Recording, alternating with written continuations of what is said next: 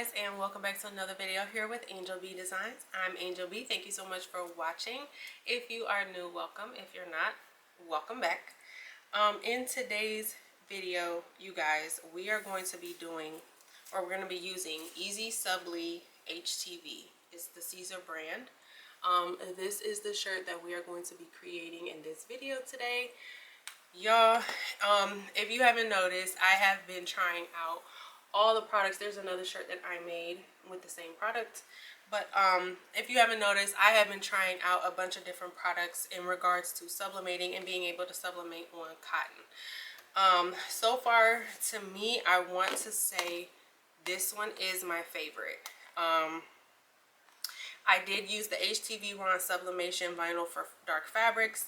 I used the clear Sublimation HTV on white. And then now I'm using this one, and I will say this one so far has been my favorite just because it's only a one-step process. Okay, so if you haven't seen my previous videos, definitely go check them out. I did the sublimation on cotton using the clear HTV, and then I did sublimation on cotton using the HTV Raw sublimation vinyl for dark fabrics. With both of those, layering is required, so you have to lay down a base layer and then sublimate on top of that. With this, you're printing it right out from the sublimation printer, cutting and then pressing. This is essentially a print and cut image using sublimation instead of regular inkjet. Okay, now what's the difference between this and inkjet?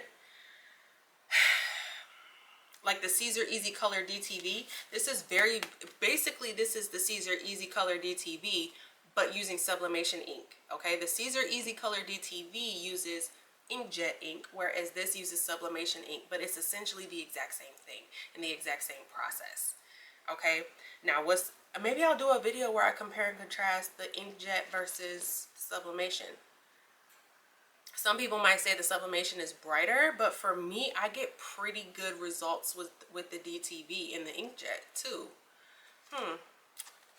Drop a comment down below if y'all want me to do a compare and contrast video between the DTV and this product. Because when it comes to the shirts and the colors for both, I feel like I've gotten really good colors with both. Y'all look at that. It's so vibrant. It is so vibrant. Okay, but like I said, I really like the fact that it takes the layering aspect out of it, especially because sublimation paper isn't transparent. So when you try to go to line it up, like, you just kind of have to do the best that you can and cross your fingers and hope for the best, because if you don't want a white outline, you have to line it up perfectly. Okay, and I always have an issue with that. So this takes the layering out of it, and as you can see, there's no white outline. Okay, so I was able to eliminate that using the sublimation ink. All right, so I'm going to show you how to use Leonardo Design Studio Pro to get this image set up, to print and to cut, and then I'm going to show you how to load it into into the machine, and then we're going to go ahead and press it together. I will give you the settings. You guys, everything will be linked down below, and I know somebody is going to ask, so I'm going to go ahead and just mention it. This is a hoodie that I made with the Baby's Booties rhinestones. I got the template from Patrice over at Craftable Things. She did give it to her members. I am one of her members. That's where I got the file. I am not sure if she is selling it. Definitely go to her channel and check out and see if she has, or go to her Etsy shop. Go to her Etsy shop and see if it's there. She has a website, it may be there. I'm not for sure if she's selling it yet. Go to her channel. She'll let you know if she's selling it or not over there for sure. But that's where I got the template, and then the rhinestones are from the Baby's Booty. That is her name on YouTube. Go to her channel as well. She got all the details on the rhinestones. But the colors I used are Labrador on the outline, Violet Volcano at the top, and then in the middle, Violet Ice. I know somebody's going to ask, so went ahead and let you know ahead of time. But you guys, this is what we're doing today. All right, definitely make sure you check the description box for all materials that will be used in this video today. But yeah, let's go ahead and get started. All right, guys, so we are starting off in Leonardo Design Studio, but I wanted to go ahead and show you guys how to do it, obviously within the design software, because we're doing a print and cut today. Okay, so this is what my canvas looks like when I first open up Design Studio. I haven't done anything yet. I am in the I'm sorry, in the Pro version, if you are watching this video prior to September 30th, 2023, they do currently have their free trial still going on. They extended it until September 30th, 2023.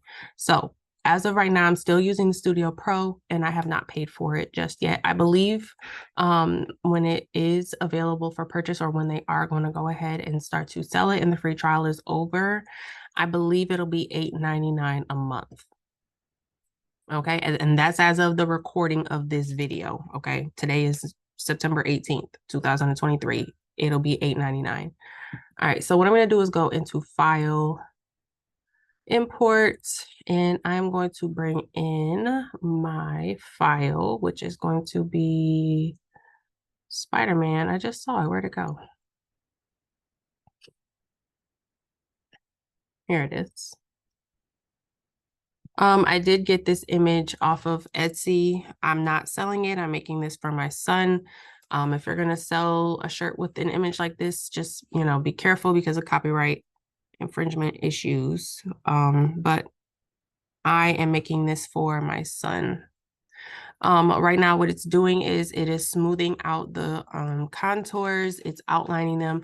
You know, there's a lot kind of going on with the background, the watercolor. So like the splashes here, that's what it's doing. It's tracing out the contour part, which is going to be the cut part. So when you print it, in order for the cutting machine to be able to cut it, they have to trace out, you know, the contours to see exactly where it's going to be cutting.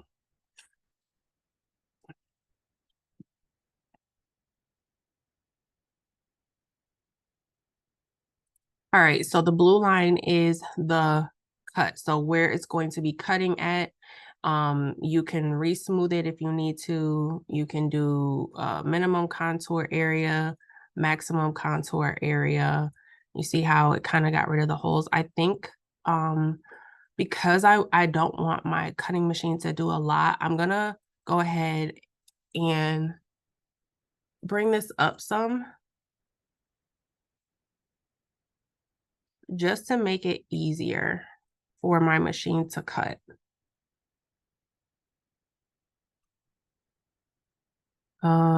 I think that looks good. So it's just all these little dots around here. I'm gonna go ahead and take that off, just because it's gonna, you know, it's gonna get too messy when it's cutting it. If I was sublimating this image, it would be better, but because this is a print and cut, removing these small little splashes here to me is not that big of a deal. Okay, so then I'm gonna select next, and then I'm gonna select next again. And there we have our image, okay? So I'm gonna go over to the artboard and I'm going to check the page marks. This is gonna let me know how big I can actually make this image without it cutting it off. I am using an extra small shirt, so I don't need it to be huge. I only have the 8.5 by 11 paper size of the Easysubli. I do believe it comes in a roll so that I would be able to print bigger. It's just the one that I have on hand is 8.5 by 11, okay? But again, this is going on a youth extra small shirt, so I don't need it to be huge. But I do need it to be at least, when I measured it, at least 7 inches for it to not look too small. Okay, so this actually looks pretty good to me. I do want to make it as big as I can so it can cover as much of the shirt as it possibly can.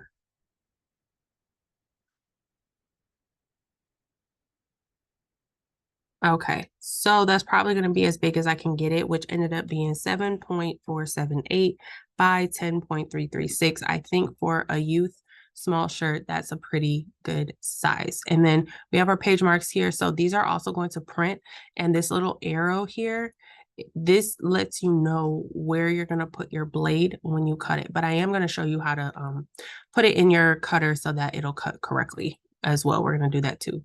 All right. And then over here, I'm going to make sure my printer is selected. I am using my Epson EcoTank 8550, and we have the correct paper size. And then I'm just going to go ahead and select OK.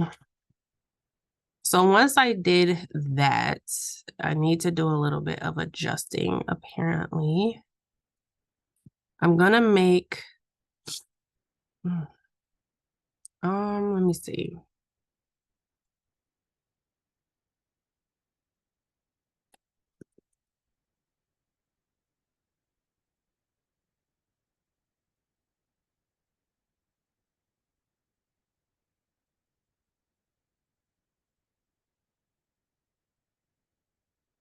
Okay, and then you just want to make sure, I'm trying to get it as big as I possibly can. Okay. So once I selected my printer, I did have to readjust it just a tiny bit, but it actually readjusted to be a little bit wider, but a little bit shorter. So now it's 7.653, before it was 7.4, and now the height is 9.6, whereas before it was like 10 point something. So I was able to make it wider, but I had to make it shorter. Okay.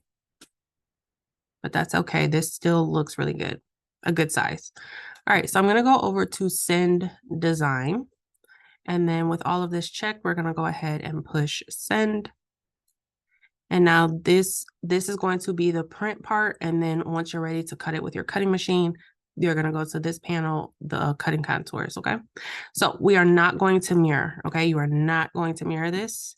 We're going to set printer size or set print size, leave it how it is and select okay. Just to make sure it is correct. Now what I'm going to do, I'm going to go ahead and get this printed, and then I'm going to come back. I'm going to show you how we're going to load it into the machine, because like I said, you do, where this arrow is, there is a specific way you have to load your print and cut into the Siser Romeo. You can't just put it on the mat and put it in there. So I'm going to get this printed, and then we'll come back and I will show you how to load it into the machine to cut. All right, guys, so I have my image printed out here, and it printed exactly how it looked on, on the software. And then here is my mat. So the little part here, I'm using it's an off-brand Cricut mat that I got from Temu, but this part here where you hang it up at, I put that upside down like this. And then this part needs to be on the bottom of the mat. So I turn it upside down, and we're going to place it in the bottom left-hand corner.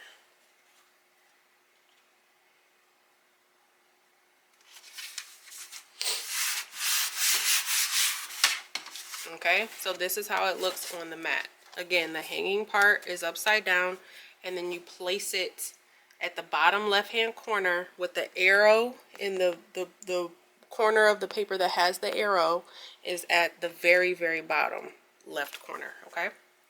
So when we go to put it into our machine, we're gonna lift the pinch rollers. There's a lever back here to lift the pinch rollers, and you're just going to slide it in. And there's arrows over here on the side as well. You're going to line your mat up with the arrows and close the pinch rollers. Now for the print and cut settings, you can use the arrows on the keypad here, and you're going to line up your blade right on that inner corner. I'm going to try to zoom in so you guys can see. You know what, I'm going to take my camera off the thing, and then I'll zoom in so you guys can see. Okay, so hopefully you all can see the blade is lined up. I'm trying to get it to focus.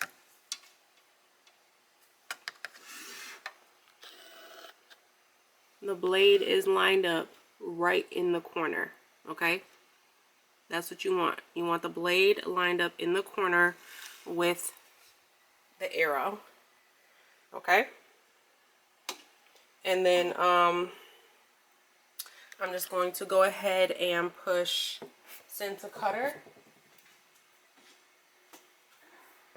on my software.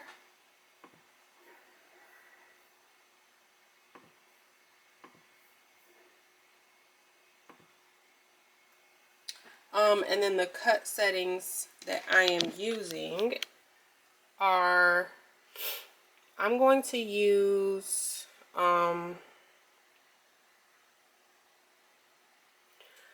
when I cut this on glitter cardstock, which is 13 speed 25 force, it cut pretty good, so I'm gonna go with that.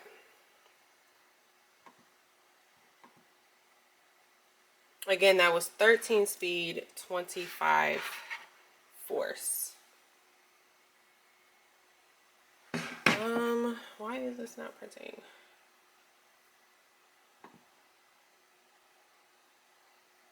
Alright, let me try that again. Send to cutter. Yes. There we go. So now there is a, hopefully you all can see on here, this is the camera and it's picking up the registration marks. And now it's cutting. Okay, so I'm going to go ahead and let this finish cutting, and then I will come back and we will press it. Alright you guys, so I have my image cut here. Now I need to pick it up with the weeding mask, but I wanted to quickly kind of show you the product. This is the Siser Easysubli HTV. These are the 8.5 by 11 sheets. I actually picked this up from Michael's. I was in Michael's the other day and I saw it and I was like, oh, I haven't tried Easysubli in a couple of years. The first time I tried it, for some reason I just did not like it. And I haven't really tried it since, so I said I was gonna grab this, go ahead and try it out. I do believe they have it available in either bigger sheets or a roll, but like I said, I just picked this up from Michael's. Okay, and it comes with the paper, which it comes like in a little package like this, and it comes with the paper. This is the paper here. It has a glossy side and then it has kind of like a matte textured side. You want to print on the matte textured side, not the glossy side. The glossy side is the carrier sheet. Okay, and then it also comes with the mask, a heat transfer mask to pick it up. Okay, which is what I'm about to use now. So I'm gonna go ahead and weed this off, this mask off.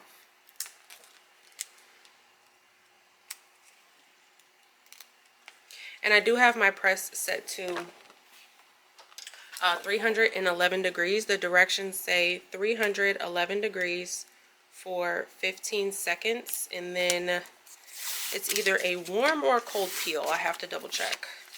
I know it's not hot though. Alright. And then I'm just going to kind of place the mask like at the top and then just roll it downward. And then I'm going to take my squeegee, which has flock dots on it, so ignore my flock dots. But I'm just going to take the squeegee and kind of like press it down so we can pick it up easier. And then I'm going to remove it from the mat.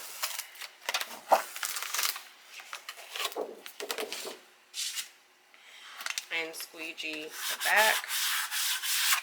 And then I'll go ahead and remove the backing from the mask. And this masking is super strong, so you are going to have to color it. But it does come off pretty easy, okay? So now we have our image on our masking here. So I'm just going to put that off to the side and we will go ahead and get our shirt prepped. I am at 311. I'm using a Gildan, this is a Gildan heavy cotton, 100% cotton, black t-shirt.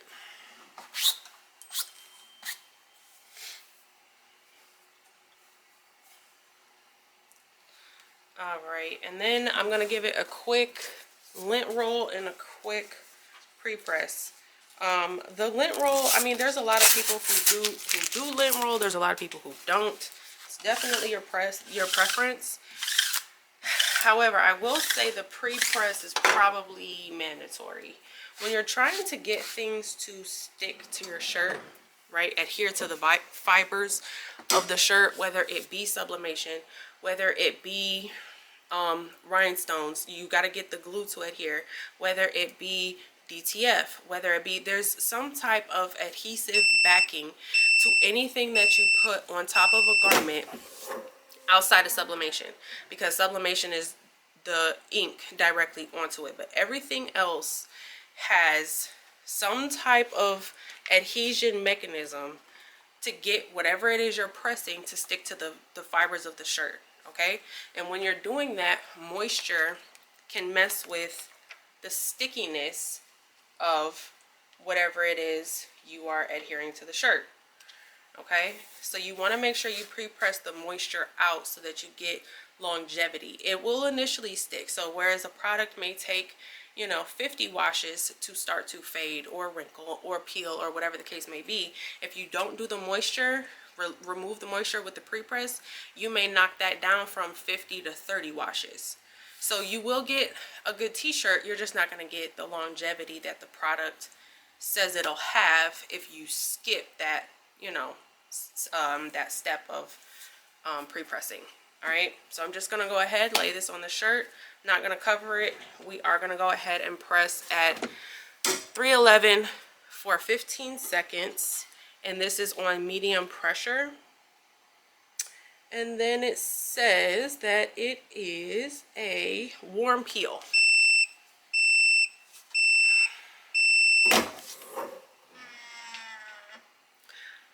All right, okay, I don't know if y'all can see it. I don't know if y'all remember what it looked like before. Sublimation ink takes heat to activate. So when the color that was on this before, it was very dull. I forgot to mention that. The color was dull before I just pressed it. Look how vibrant it just got after that press. Hopefully, rewind it, okay? When I show you the press, when I held it up and said, here's my print, go back if you didn't look or pay attention, rewind it, and look how dull it was, and then look how bright it is now once we activated it with that heat. That's how sublimation ink works. All right, it said warm peel.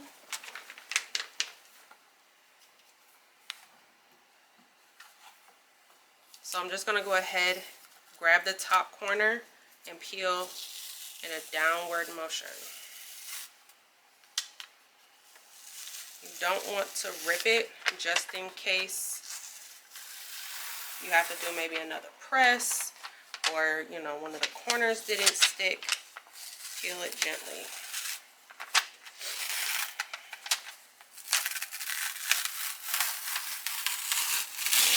That looks so good. It doesn't say it's required for a second press. So it says, for laundering, wait 24 hours before first wash. Machine wash cold with mild detergent. Machine dry on low setting. Do not dry clean or bleach. But there is no, it doesn't say it requires a second press. So we are done. I'm going to go ahead and turn it. And honestly, I like Easysubli probably a little bit better than the HTV Romp material. Look at that. It was one step, whereas with the HTV Romp sublimation paper for vinyl paper, whatever the heck it was called, now I don't remember. It was HTV Romp sublimation vinyl for dark fabric is what it was. And I think maybe either last video or 2 videos ago I did it, and you had to put the vinyl down first and then layer the sublimation on top. And sometimes what happens, at least with me, I don't always line it up correctly. So either I might get a white outline, or like I get a white outline on one side, or the top or the bottom. Okay, with this I didn't have to try to line it up, but look at that. That looks good, okay, on this black shirt. So I think I am going to order an Easysubli roll so that I can do some bigger prints, because like I said, I only have the 8.5 by 11 sheets right now. But you guys, look at these colors. That looks absolutely amazing. Alright guys, well that is all I have for this video. If you have any questions, comments, concerns, please drop them down below, and I will either answer the question or make a video for it. Thank you so much for watching. Don't forget to like, share, subscribe, follow me on Instagram, join my Facebook group. Everything will be linked down in the description box, including my materials, okay? Everything will be linked down below, you guys. I'll try to link the roll And I'll try to link the sheets as well for this. Most people don't use 8.5 by 11 anymore. Like, to my knowledge, if you still do, I will, that no problem, no worries. I will leave the sheets, the 8.5 by 11 sheets linked, and then I will find the roll, and then I will link the rolls as well. Or if they have bigger sheets, I'll link those as well. All right. Thank you guys so much for watching. Until next time, bye guys.